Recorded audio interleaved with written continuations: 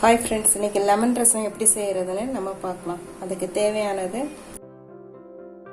இப்படி கட் பண்ணி வச்சுக்கோங்க. ஒரு தக்காளியை, இஞ்சி துருவி வச்சுக்கணும், பச்சை மிளகாவை பொடியாக நறுக்கிக்கணும், மஞ்சள் 1 ஸ்பூன், கொத்தமல்லி தழை எடுத்து வச்சுட்டு பாதி குழம்பு செய்யறப்ப போட்டுப்போம், மீதி லாஸ்ட்டாக ஃபைனல் டெக்கரேட் பண்ணுறதுக்குன்னு 2 பிரித்து வச்சுக்கணும். லெமனை ஜூஸ் எடுத்து வச்சுருக்கிறோம், 2 ஸ்பூன் ஜூஸ். அதுக்கப்புறமா பருப்பு வேக வச்சு எடுத்து வச்சுருக்கோம். பருப்பு வேக வைக்கிறப்ப கொஞ்சம் மஞ்சள் பொடி சேர்த்து வேக வச்சுருங்க. அதுலேயும் மஞ்சள் போடுவோம், தனியாகவும் நம்ம மஞ்சள் சேர்த்துப்போம். தேவையான அளவுக்கு உப்பு.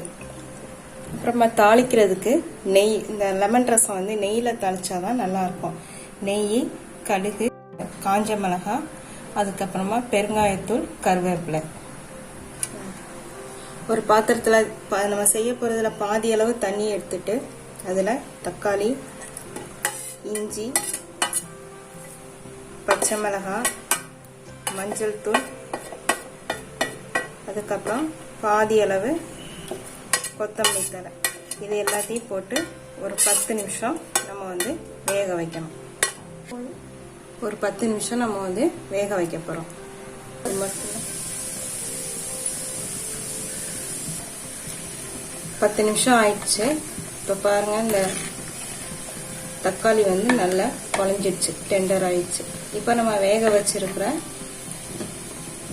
தோரம் பருப்பு கடைஞ்சி வச்சிருக்கிறோம் இல்லையா, அதை இது கூட சேர்த்துக்கலாம். சேர்த்துட்டு பருப்பை சேர்த்துட்டு தேவையான அளவுக்கு உப்பு,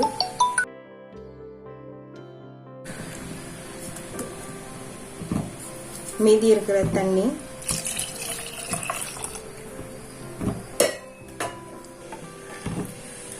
உப்பு இதெல்லாம் சேர்த்துட்டோம். இந்த ரசம் தின்னாதான் இருக்கணும், திக்கா இருக்கக்கூடாது. ஸோ அதனால நம்ம தண்ணி நிறைய சேர்த்துக்கலாம். இதில் நம்ம மிளகு, ஜீரகம் ரெண்டும் சேர்க்க போறதில்ல. வேணும்னா நீங்க விருப்பப்பட்டீங்கன்னா சேர்த்துக்கலாம். ஏன்னா நம்ம ரெகுலரா செய்யற ரசத்துல மிளகு, ஜீரகம் சேர்த்துப்போம். இது லெமன் ரசம் அப்படின்றனால அது இல்லாம நம்ம இஞ்சியும் லெமனும் இதுவும் சேர்த்துக்கிறதுனால அதுவே டேஸ்ட் உங்களுக்கு நல்லா இருக்கும். நெய் ஊற்றி தாளிச்சு எடுத்துக்கலாம்.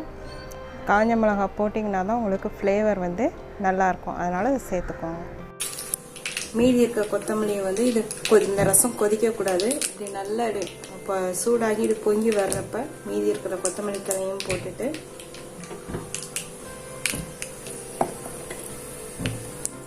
தாளித்து வச்சுருக்கிறதையும் இதில் ஊற்றிடலாம்.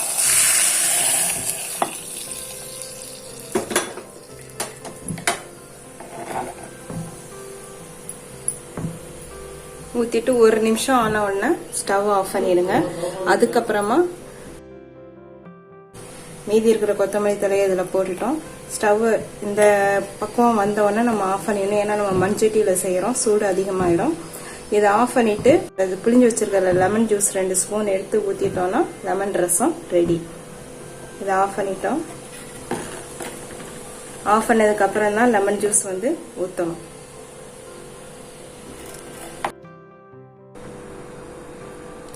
இப்போ கோல்டன் லெமன் ரசம் ரெடி ஆயிடுச்சு.